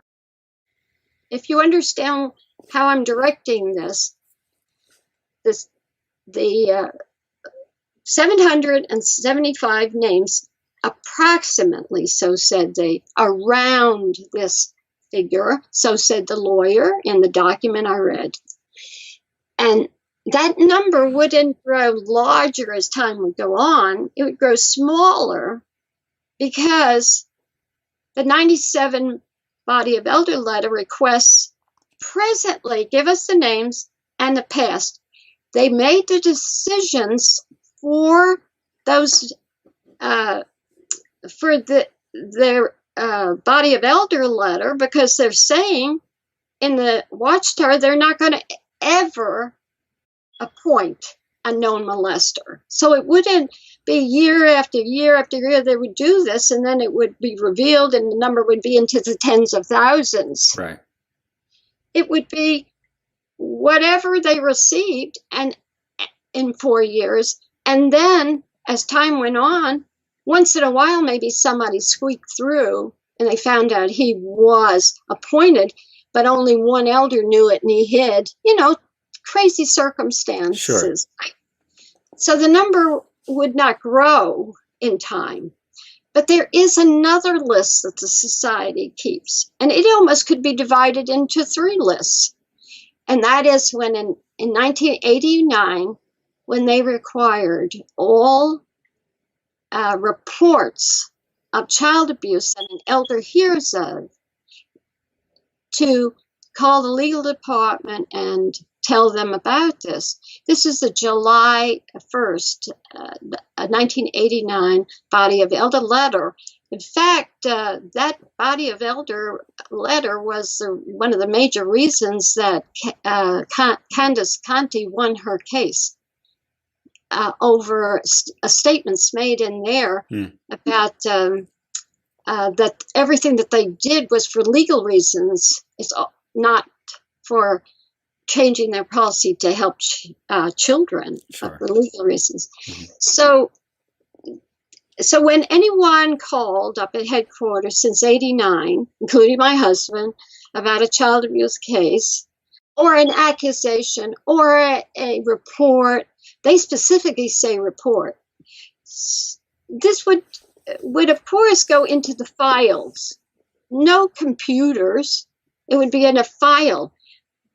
There would be someone assigned to probably keep a list of them. Who knows what they do or did. But the important part you have here is that Zalkins would like to see that list, of course. And but that list doesn't have a reason like the other one, the 775, of only men in appointed positions that were guilty of child molestation. Convicted by the courts. Exactly. Right. This list is men, women, children. I mean, I'm talking children under 18 years old. 13, 14, 15-year-old kids that are molesting 2-year-olds, 3-year-olds. This is part of our human condition in this world. I mean, it happens. Experimentation happens with young boys, especially. Not saying that young girls don't do it. I've also had I've heard cases of this. But especially if you're molested yourself, there's a higher incidence of molestation by people who are molested themselves, constantly molested, not one time. And so there's a lot of medical and psychological reasons to say this. It's not my thing. So Sure.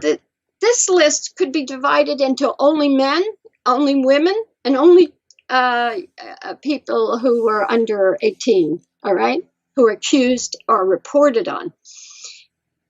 This is an entirely different one. This would grow. This grows even to today, because we've had recent cases of accusations of child abuse that reported in society.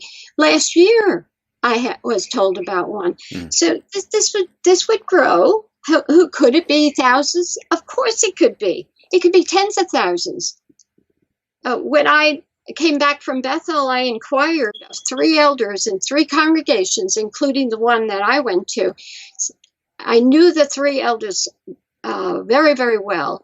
And I simply said to them, because nobody knew I worked on child abuse. I kept it quiet. No elder knew. And I didn't tell these men either. I said, my contacts at Bethel, in the writing department, we were chatting.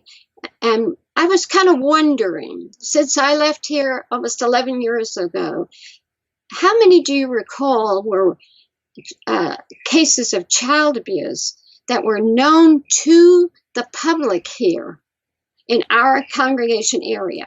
64,000 people. And I asked another county, one congregation, another county, one congregation elder. And so the total was 16 in 10 years. So divide that to 3. So there's 5 and a third. And multiply that by, in the 90s, 10,000 congregations. But that's over a period of 10 years. It's not yearly. So statistically, you got to get all the figures right and whatever.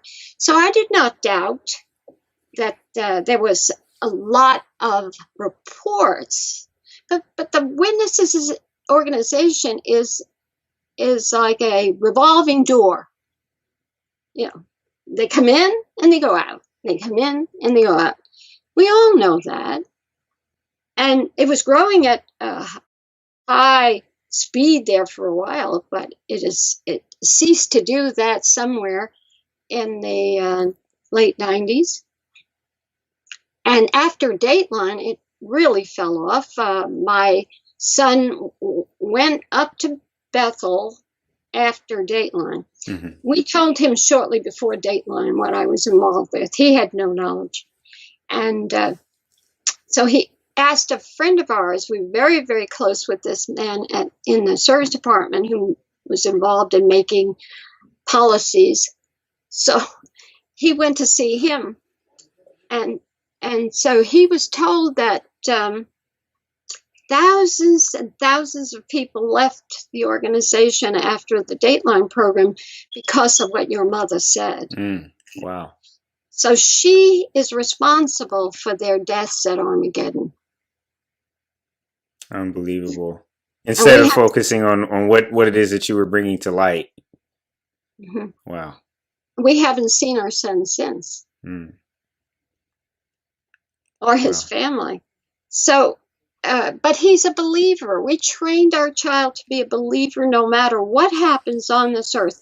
So we understand. We don't hold him responsible for being stupid. He's not. He's a very clever man, but he's a believer.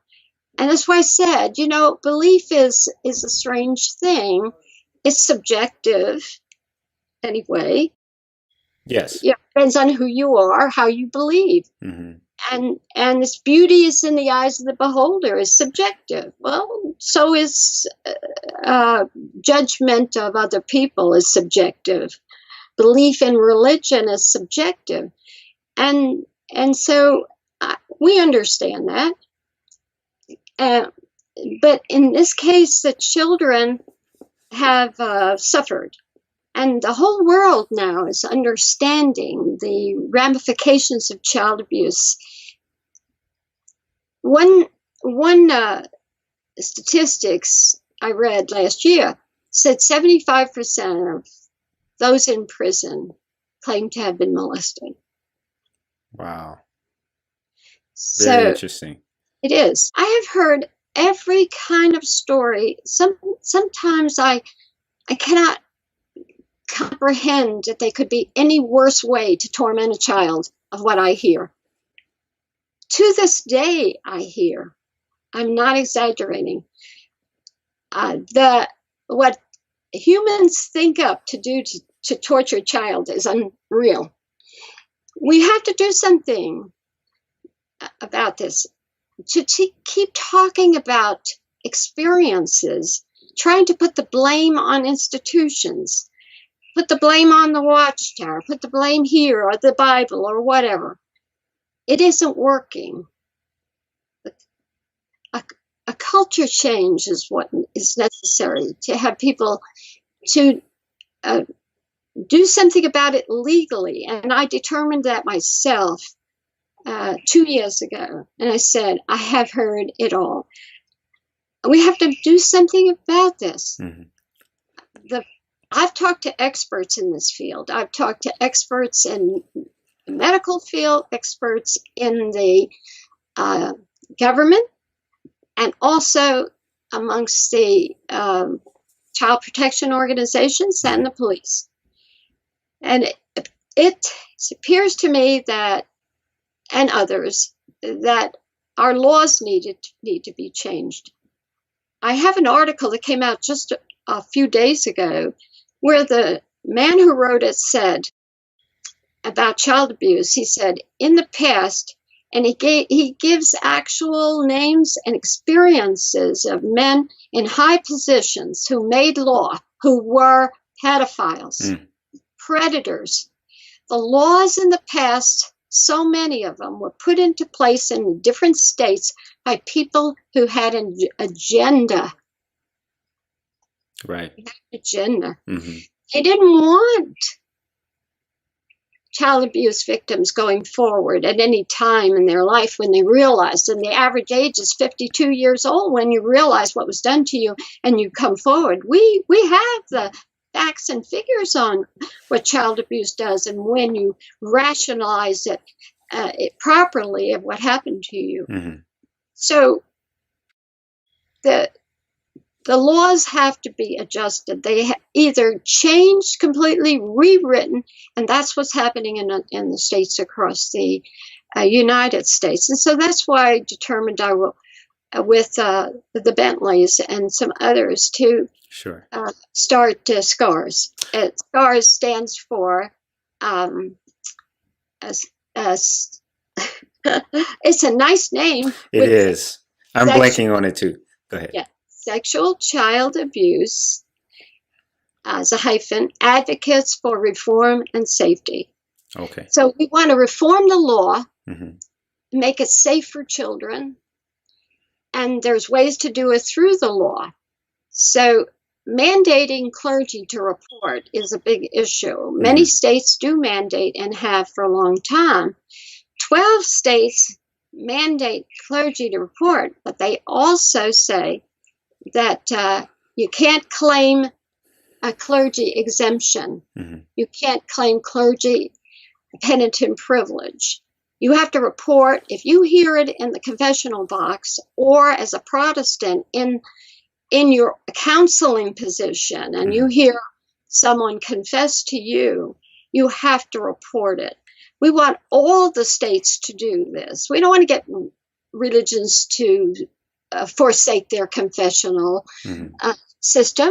That's their belief. I respect belief. I do, because I had a belief in the what I was taught from the Bible. At one time, I took it like they taught me, literally. Mm-hmm.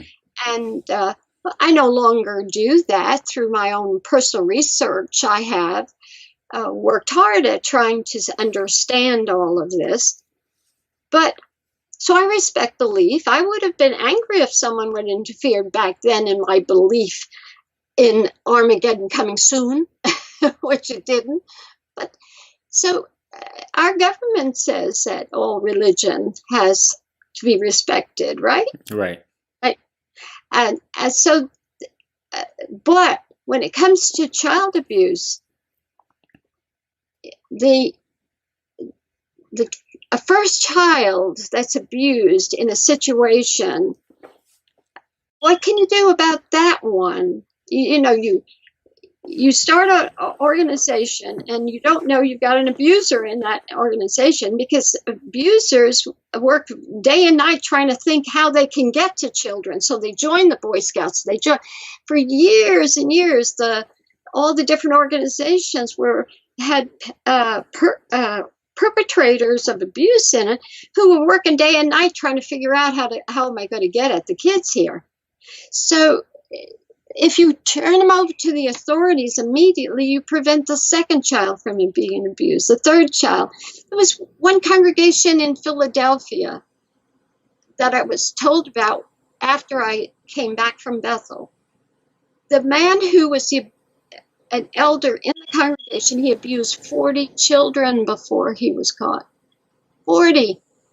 I have actually complaints that from 2007, when the society settled, $12.5 million paid out to 16 victims in 9 cases. I have paperwork there where an elder and another one with Miss Sarah Servant, how many children they molested. Oh, my goodness. But if they had been turned over the first time instead of reappointed because they were repentant, then they got to a second one. I had a man call me the other day, and he told me his name, and he said, "Do you recognize it?" And I said, "No." He said, "I'm a victim in one of those 16 victims, 9 cases that the Watchtower settled."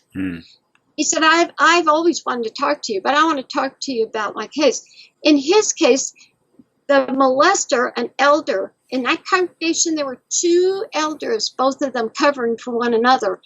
Over a 30-year period, he was put into his position by the society, claiming repentance each time, 5 times, 5 in 30 years. But back then, and this was exposed in the 90s, the early 90s, because we've come a long way since then. And we have now the May issue of the Watchtower. Right. That issue is extraordinary. Some people criticized me that I don't know what I'm talking about in the May issue. I said publicly in an interview, it was refreshing. It was. This is the first time the Watchtower organization has actually put policy and practices down, black and white, in a study article. Not the body of elders first finding out this. Everyone knows the policies. They mention crime only once in there, that article, and 20 times they mention sin. They claim they're spiritually determined if one is a molester in the congregation, so that's what the investigation's all about when there's an accusation against a witness to the elders. They say, this is in a spiritual sense. If we determine through the 2 witnesses that he's guilty, we put him out of the congregation. But nobody should interfere with the authorities, and nobody should think they shouldn't go to the authorities. This is their policy statement. I know what I'm talking about. The last thing that is said in the Watchtower magazine, it becomes policy. And this is a policy. This now means that if I go to an elder because my child was molested, and that elder says to me,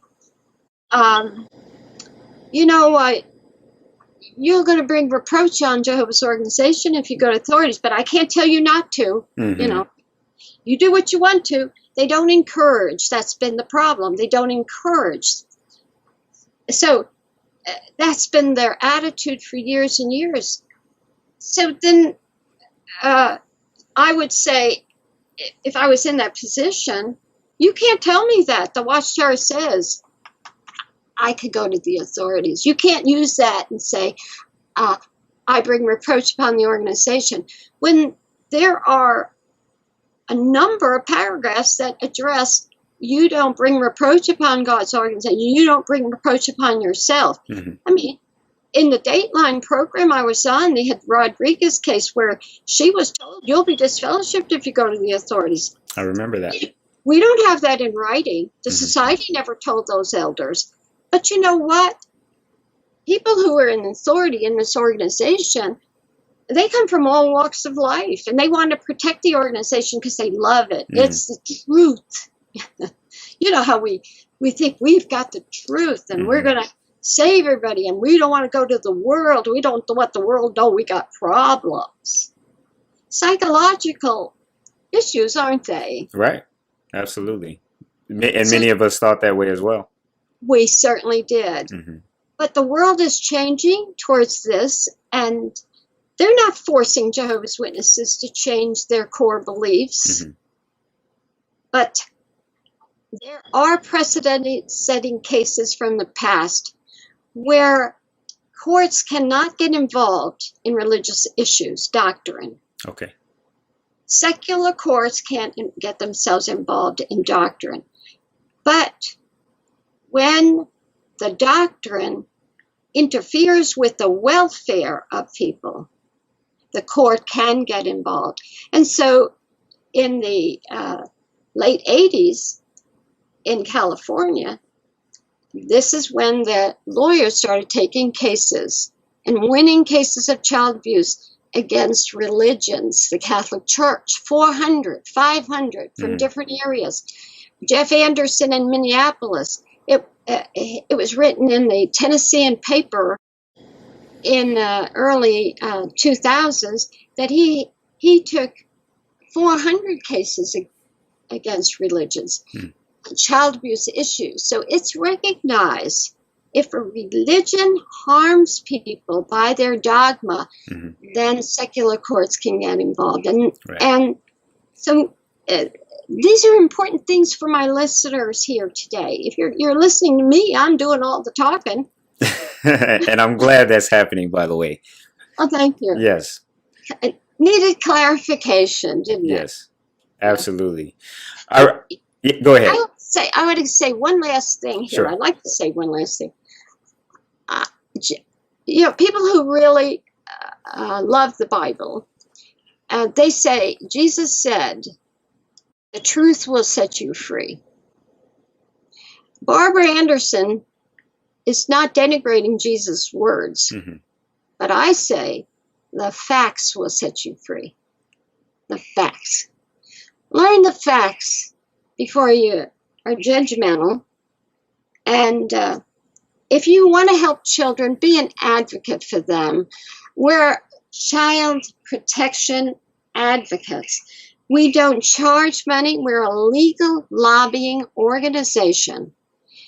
And we talk to the legislators about how religious leaders and put into place rules that make them and their religion squeak through laws of the state.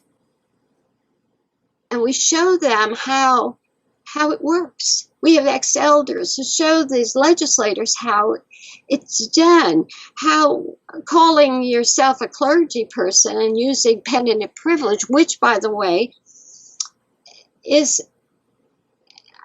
on the books right now in California to remove this application or exemption in when a clergyman is mandated to report in California child abuse, but he says, no, I don't have to because I heard it in a confession. There is a Senator, Jerry Hill, who has a law. Well, the law is there to mandate reporting, but it has an exemption in it. He wants that exemption removed. That if you hear it, you have to report it. Doesn't matter where you hear it. Exactly. You hear it in a confessional box, or if you hear it when you come into a situation such as a judicial hearing. If you're an elder, if you hear it, you have to report. We want that all over the United States to protect children. Do you know children have rights? People have ignored the rights of their civil rights. It's time that children have rights and that the law protects those rights. And that hasn't been for a long time. Right. And that's my final words here. Learn the facts on this matter. Be a child advocate. It doesn't matter. It's not hard. The people that we talk to are very nice. They would love solutions to these issues. They have kids. Sure. We want to protect the next generation. Right. Beautifully said, Barbara. I really appreciate that.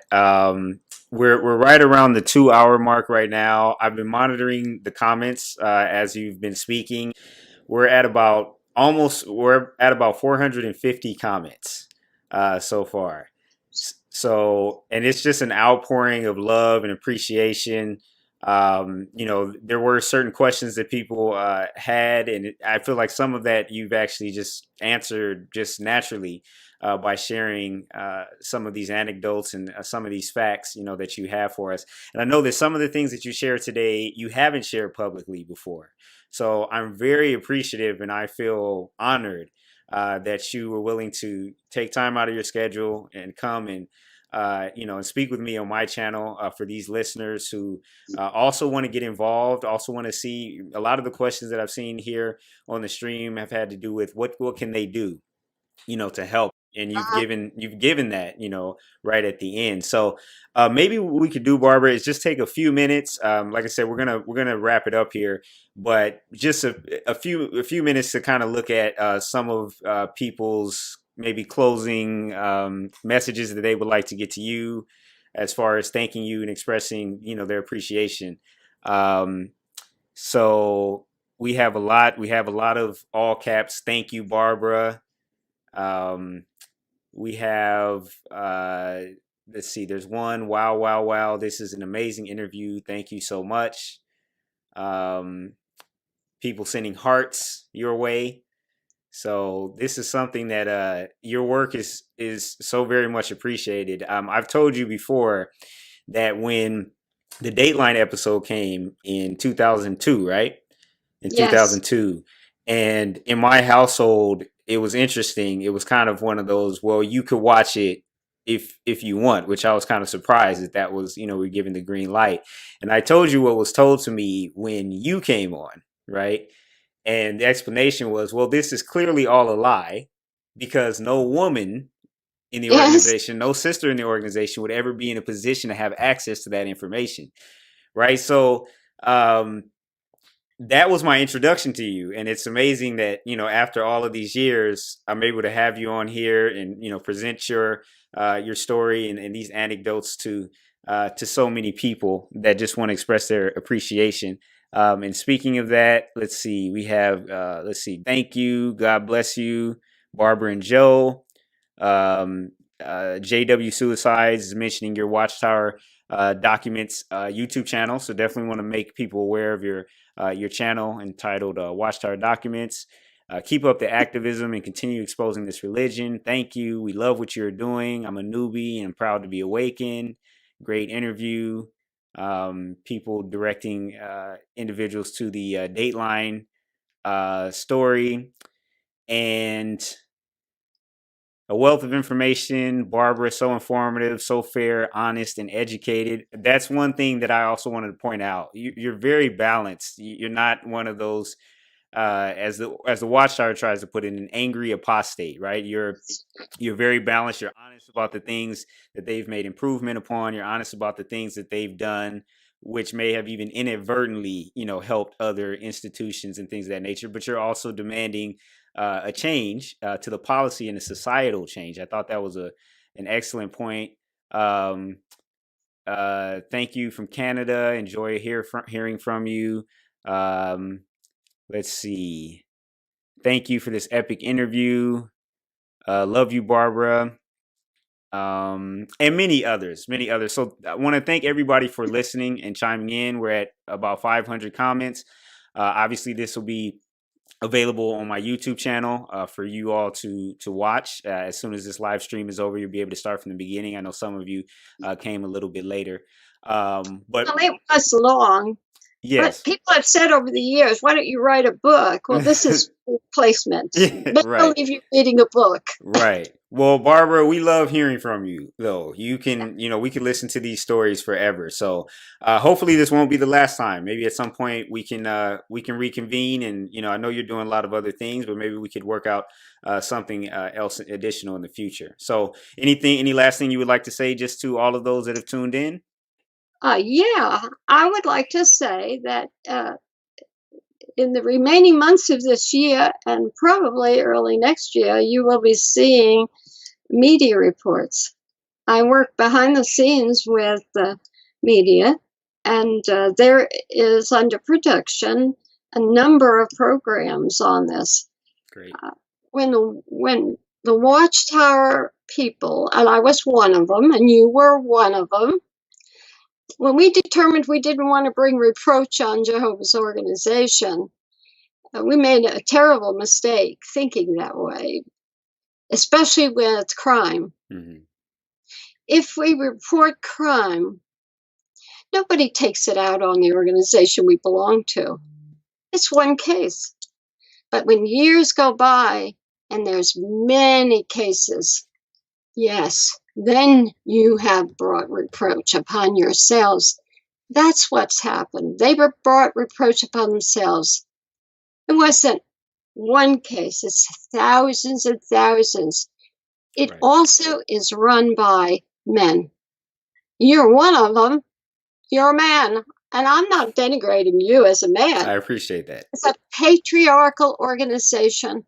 What better place for pedophiles to want to inhabit and spend their days with and figuring out how to get to the kids? And women are second. This is the reality Mm-hmm. of what happened in this organization, the Catholic Church, the Anglican Church, the Baptist Church, all of them. Institutions, Boy Scouts, Girl Scouts, YMCA. Mm-hmm. They didn't stand a chance because they did not look at this correctly in years past. We are living in another era. It's change laws, change lives. That's what SCAARS is all about. Thank you.